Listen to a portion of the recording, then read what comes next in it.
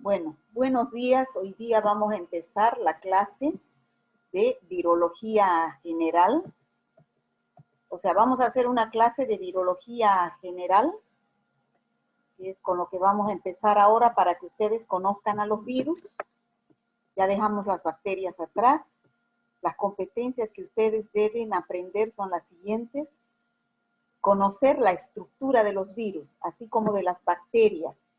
¿Sabían que la estructura era que tenían elementos obligados, pared celular, membrana citoplasmática, núcleo y citoplasma? Aquí también los virus tienen una estructura obligada, que son en la cápside, que es de naturaleza proteica, y el ácido nucleico.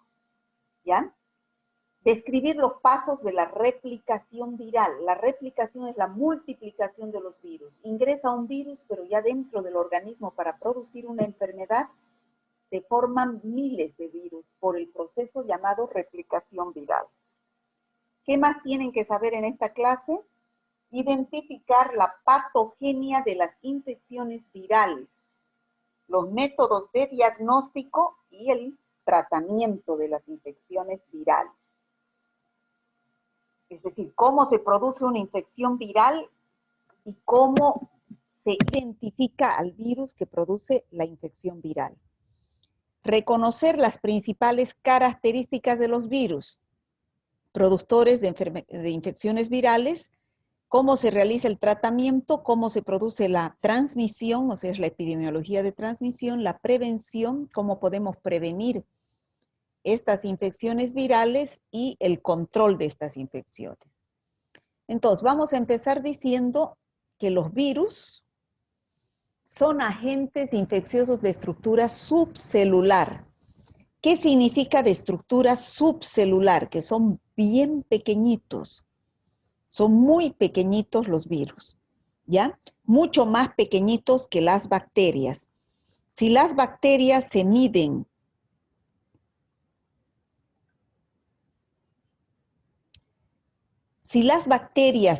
en micras, los virus se miden en nanómetros, es decir, es la milésima parte de una micra.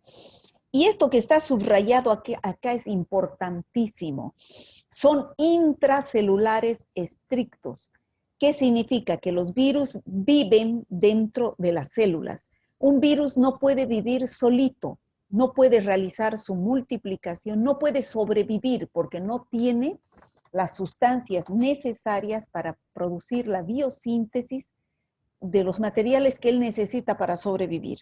Entonces, los virus siempre viven dentro de una célula, por eso se dice, son intracelulares estrictos. Cuando ingresan al organismo a producir una infección, deben entrar a una célula, sea una célula muscular, célula endotelial, una bacteria, es una célula procariota, deben entrar siempre a una célula. Como les dije, son de pequeño tamaño, su estructura es elemental, está constituida por dos elementos solamente, que es el ácido nucleico y la cápside, y tienen un mecanismo de replicación, lo que permite que existan varios virus. ¿Cómo es la estructura de los virus? Los virus están constituidos, como vemos acá en la figura, ya dijimos anteriormente, por dos elementos obligados. O sea, siempre debe existir en todos los virus estos dos elementos. ¿Cuáles son? El ácido nucleico, que lo tenemos enrollado acá adentro. Hay virus que tienen como ácido nucleico el ADN, que es ácido desoxirribonucleico, y hay virus que tienen como ácido nucleico el ARN. O es ARN o es ADN, pero no tienen los dos juntos, ¿ya? Además de ese ácido nucleico, ¿cuál es el otro elemento que es obligatorio que deben tener todos los virus? Este que lo ven acá en amarillo clarito. Este elemento se llama cápside, que está constituida por proteínas, ¿ya? Esta cápside está constituida por proteínas. Y ustedes ven cada uno de estos elementos pequeñitos que forman la cápside, se llaman capsómeros. Entonces, si yo les pregunto, ¿de qué está formada la cápside? De unidades llamadas capsómeros, que son de naturaleza proteica. Entonces, hay virus que solamente están constituidos por este ácido nucleico y por la cápside. Se llaman virus desnudos, pero también existen virus que tienen una envoltura, como este que vemos acá en la figura. Esa envoltura es de naturaleza lipídica, es de lípidos, y se llama peplómero. Entonces, hay algunos virus que no son desnudos y que se llaman virus envueltos. Hay otros virus que tienen estas estructuras que vemos acá como espículas que salen del peplómero y de la cápside. Estas estructuras se llaman glicoproteínas. El virus de la gripe, por ejemplo, tiene estas glicoproteínas. Hay otros virus que no tienen glicoproteínas. Entonces, vuelvo a repetir, ¿por qué están constituidos los virus? Por un ácido nucleico que puede ser ARN o ADN y por una estructura que rodea al ácido nucleico que es de naturaleza proteica llamada cápside. Estos virus se llaman virus desnudos. Eso es lo elemental que debe tener todo virus. Hay otros virus que tienen una envoltura que es de naturaleza lipídica llamada peplómero, que no todos los virus tienen, y otros tienen estas estructuras que son espículas que salen de la cápside o del peplómero llamadas glicoproteínas. Aquí tenemos la estructura de los virus, aquí adentro tiene el ácido nucleico y aquí tenemos la cápside constituida por capsómeros, ¿ya? Aquí tenemos entonces cómo es la morfología de los virus. Ya hemos dicho que el virus está constituido por su ácido nucleico, cápside, y los que son virus envueltos por peplómero. Así como las bacterias presentan morfología diferente, como ser cocos, bacilos, espirilos, los virus se presentan también bajo estas tres formas. Pueden tener forma icosaédrica, forma helicoidal o una mezcla de las dos, que es una morfología mixta. ¿En qué consiste la morfología icosaédrica? De que los virus adoptan la morfología de un icosaedro. ¿Y qué es un icosaedro? Es una figura geométrica. Como vemos aquí en la figura, tiene 30 caras. Entonces, esa morfología adoptan unos virus. La cápside tiene esta morfología icosaédrica. Hay virus que tienen estas glicoproteínas y dentro tenemos al ácido nucleico. Este virus está constituido por una envoltura. Entonces, esa es la cápside. Morfología icosaédrica. Hay otros virus, como dijimos anteriormente, que adoptan esta morfología, que es la forma de una hélice, ¿ya? La forma de una hélice, morfología helicoidal. Se presenta bajo esta forma y dentro tiene al ácido nucleico. Y hay otros virus que presentan una morfología mixta, es decir, una mezcla de la icosaédrica acá en la cabeza, en la parte superior, y la morfología helicoidal. ¿Ya? Por ejemplo, el virus que produce la viruela, llamado poxvirus, tiene esta doble morfología, simetría, que es la morfología mixta. ¿Ya? También existen virus que infectan a las bacterias y se llaman bacteriófagos, y estos también presentan una morfología mixta. ¿Cómo es la historia de los virus? La historia de los virus es mucho más nueva que la bacteriología. Ustedes saben que la bacteriología es más antigua porque son más grandes y se ha podido estudiar su estructura y con el microscopio. O sea, se ha podido ver la morfología de las bacterias con el descubrimiento del microscopio por Anton van Leeuwenhoek. En cambio, los virus, al ser tan pequeñitos, no se podría estudiar con el microscopio óptico. Entonces, se necesita un microscopio de mayor resolución, que es el microscopio electrónico. Por eso que no está al alcance de cualquier laboratorio y es por eso que no se pueden estudiar los virus en cualquier lugar y es por eso también que es una ciencia reciente. Aquí tenemos una comparación entre el tamaño de lo que es una bacteria, en ese caso la Escherichia coli, que es un bacilo, y aquí tenemos los diferentes tamaños de virus. Fíjense la diferencia de tamaño. Desde el virus más pequeñito que mide 20 a 30 nanómetros, los virus se miden en nanómetros, que es la milésima parte de una micra. Las bacterias se miden en micras. Por ejemplo, esta bacteria mide una micra, ¿no? Una micra tiene de ancho por unos 7 a 8 micras de largo. Entonces, eso transformado en nanómetros se multiplica por 1000, que es la milésima parte, ¿no? El nanómetro de la micra. Los virus más grandes miden 300 micras y son los poxvirus, que son los virus de la rubéola, de la viruela, perdón. Y aquí existen otros virus que tienen tamaños intermedios entre 100, 120 nanómetros, donde está el virus de la rabia, que pertenece a la familia rhabdovirus, los herpes virus, los adenovirus y otros virus también. ¿Por qué es importante estudiar a los virus? Bueno, ustedes deben conocer que los virus son muy populares porque producen un sinfín de enfermedades infecciosas. Sabemos que las infecciones respiratorias agudas, llamadas IRAS, y las IDAS, infecciones diarreicas agudas, son producidas por virus. Y son la patología que produce, y son la causa más importante de morbimortalidad en la edad infantil.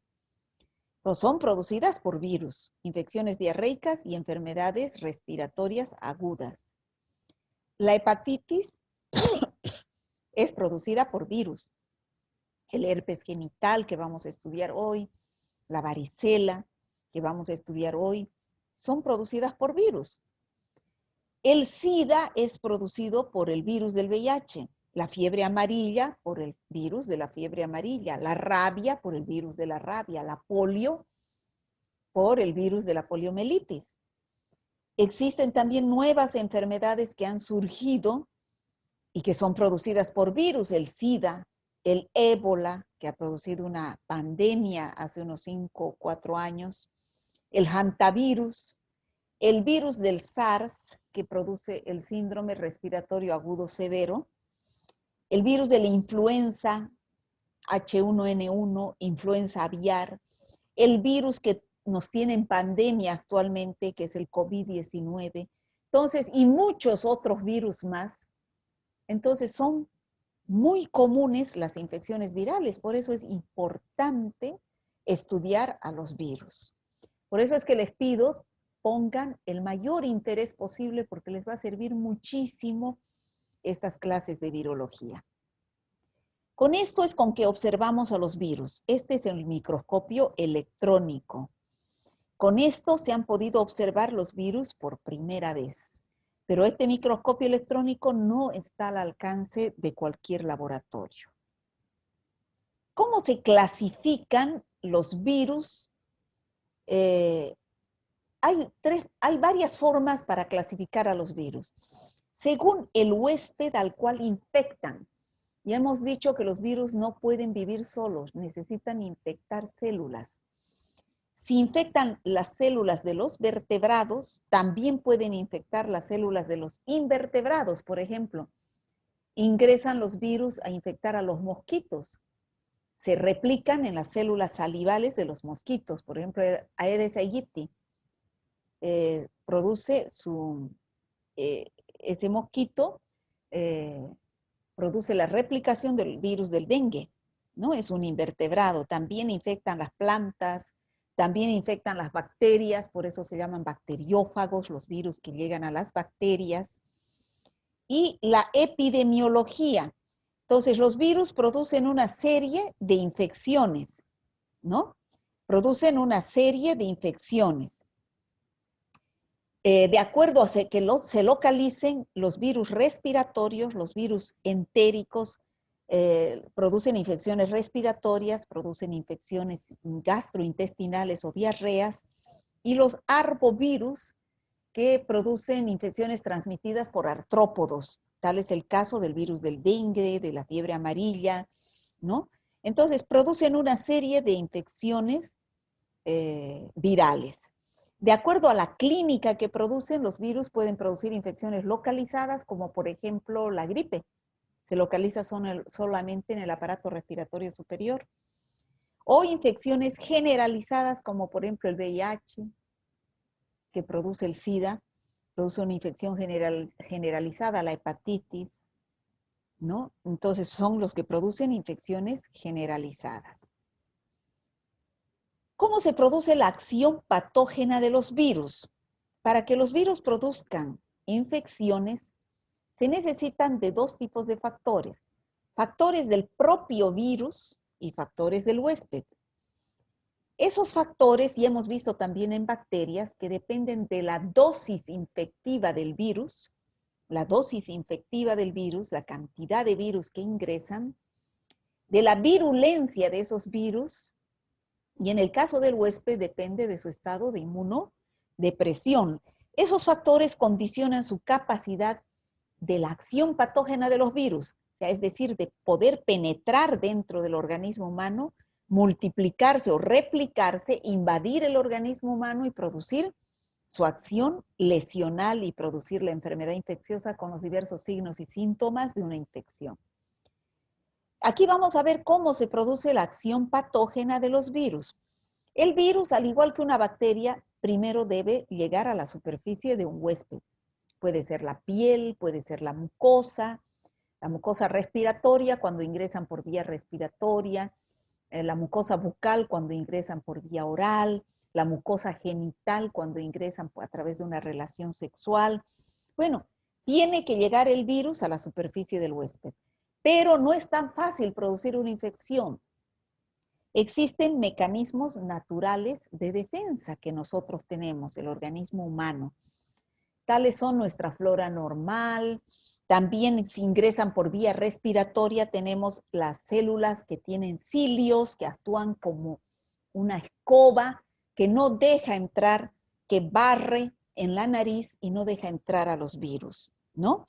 O también si ingresan a través de la vía oral, los movimientos peristálticos del intestino trata de eliminar a los virus, la acidez del estómago que destruye a los virus y también la flora normal intestinal que trata de eliminar a los virus que son patógenos. Pero una vez que han logrado vencer los virus a estos mecanismos naturales de defensa, pueden penetrar. Pueden penetrar en forma pasiva a través de una herida, como por ejemplo eso es el virus de la rabia. El virus de la rabia penetra a través de una herida que ha sido provocada por la mordedura de un animal rabioso. Entonces, en la saliva se queda el virus en la herida y ese virus ingresa a las células musculares alrededor de la herida y empieza su proceso de replicación en el lugar de la herida para después migrar por el sistema nervioso hacia el cerebro, ¿no? Y en forma activa se replican en el lugar de la entrada y luego de la replicación en los diversos órganos y tejidos empiezan nuestras defensas a querer neutralizar a los virus. Nuestras defensas son los factores humorales, es decir, la inmunidad humoral, que son los anticuerpos, o factores celulares, que son los leucocitos, como los linfocitos T, linfocitos B, que nos protegen de los virus. Se establece una lucha entre los virus y nuestras defensas. Si la carga viral y la virulencia de estos virus excede a nuestras defensas, entonces los virus logran invadir el organismo humano y se trasladan por vía sanguínea, a través de la sangre, o por vía nerviosa, por ejemplo, en el caso del virus de la rabia, el virus de la polio, y llegan hacia los diversos órganos blanco de acción para producir infecciones citolíticas A veces son infecciones persistentes, infecciones crónicas, como la hepatitis B crónica, la hepatitis C crónica, el virus del VIH que produce infecciones crónicas, pero la mayoría son infecciones agudas, como por ejemplo la gripe, chikungunya, dengue, no existen infecciones crónicas. Bueno, ya hemos visto entonces cómo se produce la patogenia de una infección viral. Ahora vamos a pasar a describir la replicación viral. Ayer yo les envié un video, espero lo hayan visto para que puedan entender cómo se produce la replicación viral. ¿Qué es la replicación viral? Es la multiplicación de los virus. O sea, este virus debe ingresar a una célula, ¿ya? Debe ingresar a una célula para poder volverse un virus, miles de virus y poder producir una infección. Entonces, a ese proceso de ingreso del virus y de replicación del virus se llama replicación viral. Ya dijimos por qué los virus se replican dentro de las células, porque carecen de enzimas biosintéticas, no pueden crecer, no pueden reproducirse, no pueden aumentar de tamaño. Entonces el virus tiene que ingresar a una célula para que la célula sintetice los componentes del virus, que son la cápside, que es de naturaleza proteica, y el ácido nucleico, para que se puedan formar miles de virus y pueda salir. ¿Cómo se produce este proceso? En etapas? Como ustedes lo han podido ver en el video, está muy bien explicado ahí, lo cual yo no tengo mucho tiempo de explicar porque debo avanzar 2 temas. Pero ya como ustedes lo han visto, yo lo voy a explicar a grandes rasgos. Está también en la plataforma el video de la replicación viral. Primero el virus, como hemos dicho, tiene que infectar una célula. Tiene que llegar al lugar de la célula, debe penetrar la célula y debe liberar su ácido nucleico dentro de la célula. Ese ácido nucleico va a ir a dar la orden para que la célula sintetice su material del virus. ¿Cuál es el material por el cual está formado el virus? Ya dijimos, son proteínas que van a formar la cápside y son los ácidos nucleicos que pueden ser ADN o ARN. Entonces, una vez que se han formado estos elementos en diferentes partes de la célula, pueden ser los ácidos nucleicos en un extremo de la célula y las proteínas en otro extremo de la célula. Para que se formen los virus tienen que ensamblarse. ¿Qué quiere decir? Tienen que juntarse. Cada cápside con su ácido nucleico. Una vez que se produce el ensamblaje de los virus, se liberan los virus con su cápside y su ácido nucleico de la célula que le ha dado origen, ¿no? Y esa célula generalmente se destruye. ¿Por qué? Porque al salir estos virus se rompe su pared celular y se destruye, se lisa la célula. Entonces, como podemos ver en este periodo de replicación, un solo virus se ha transformado en miles de virus. A ese proceso se llama replicación viral. En otras palabras, la replicación viral es la penetración del virus en una célula susceptible y esa célula que ya ha sido parasitada por el virus recibe órdenes codificadas en el genoma del virus para que esta célula sintetice los productos del virus, que son su cápside y su ácido nucleico. Una vez que ha producido en gran cantidad de la célula cápsides y ácidos nucleicos, se ensamblan dentro de la célula y dan lugar a nuevos virus y la célula generalmente se destruye. ¿Han entendido el proceso de replicación viral, chicos?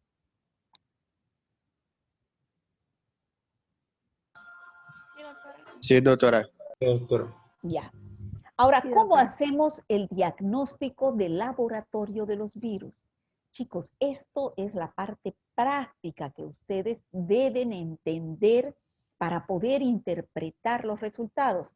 No sé si ustedes se acuerdan a principios de este año cuando entramos recién en la pandemia, yo les explicaba el diagnóstico directo e indirecto del coronavirus para que ustedes puedan explicar en sus casas y no haya tanta desinformación. Para todos los virus en general hay dos tipos de diagnóstico. O sea, ustedes cuando sospechan de un coronavirus o cuando sospechan de una hepatitis o cuando sospechan de un VIH, pueden pedir dos tipos de diagnóstico. Diagnóstico directo o indirecto. El directo es para ver al virus, busca al virus solamente. En cambio, el indirecto no busca al virus, indirectamente busca los anticuerpos que produce el virus. Entonces, ¿cuál va a ser la muestra donde se encuentren estos anticuerpos? En la sangre. En la sangre se buscan los anticuerpos. Este es un diagnóstico directo. ¿Qué tenemos? ¿Qué pruebas tenemos para diagnóstico indirecto? Las pruebas rápidas, que tanto hemos oído hablar en esta pandemia, pruebas rápidas para coronavirus. Busca anticuerpos del virus, no lo busca el virus. Las pruebas de ELISA, ¿no? También buscan anticuerpos. Las pruebas de inmunofluorescencia indirecta que han debido ver en Chagas al ver parasitología, al ver toxoplasmosis, ¿no? También existen estas pruebas indirectas de inmunofluorescencia indirecta, hemaglutinación indirecta, que buscan anticuerpos que produce el virus a su entrada. No son pruebas muy específicas porque no busca el virus, sino sus anticuerpos. En cambio, el diagnóstico directo, como dice su nombre, directamente se va a buscar al virus. ¿Mediante qué? Mediante aislamiento en los cultivos celulares. O sea, los virus no se pueden cultivar en agar sangre, agar chocolate, agar maconque y como las bacterias. No. Los virus necesitan células vivas. Hemos dicho que son intracelulares estrictos para poder replicarse. Entonces necesitamos células vivas. Necesitan animales de experimentación para poder cultivar a los virus, o células vero, o células de riñón de mono, de embrión de pollo, de hígado de perro.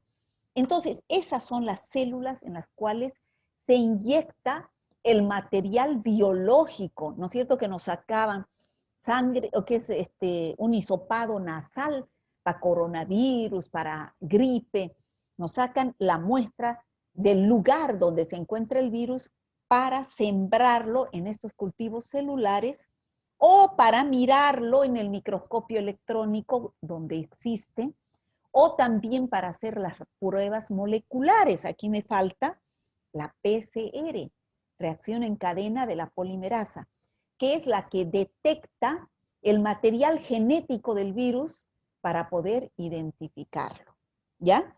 Esas pruebas directas son más caras, por eso son menos accesibles que las pruebas indirectas. No es lo mismo hacer una prueba rápida para coronavirus que una PCR para coronavirus. Para la PCR yo tengo que ver al virus mediante un reactor que me saque el material genético del virus y yo digo sí es coronavirus con seguridad, porque me codifica ese material genético.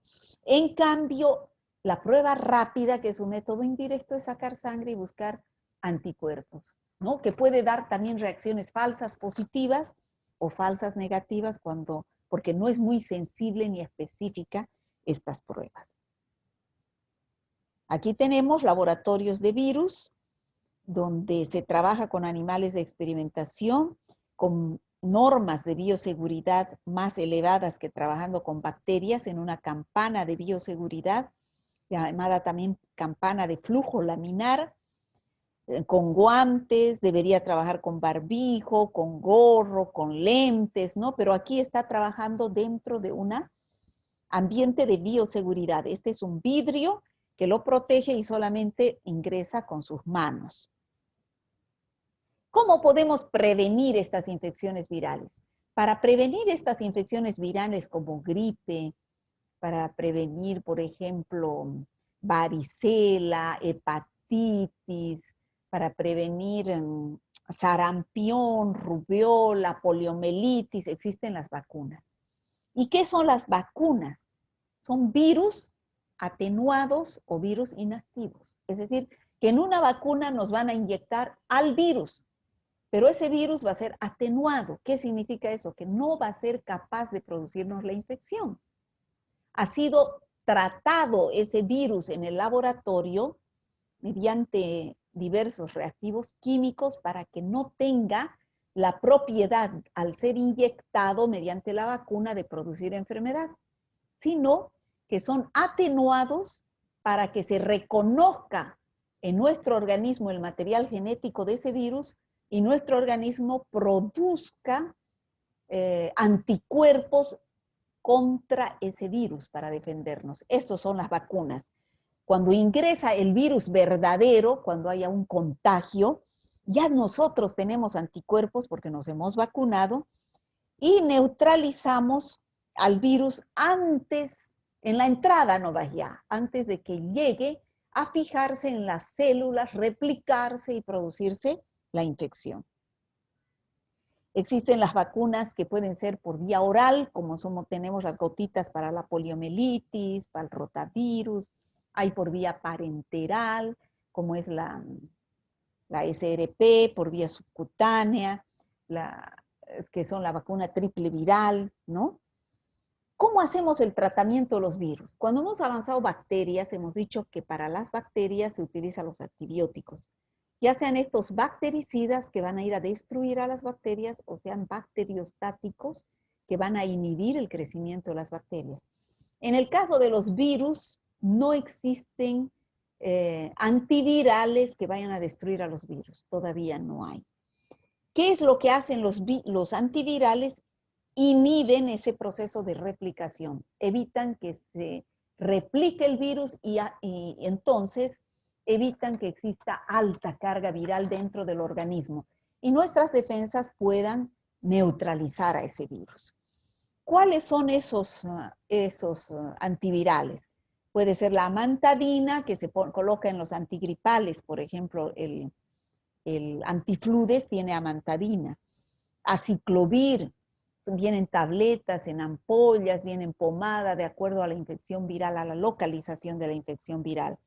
El ARA-A, el ARA-C, que se da por vía parenteral. Entonces, esos son algunos de los antivirales.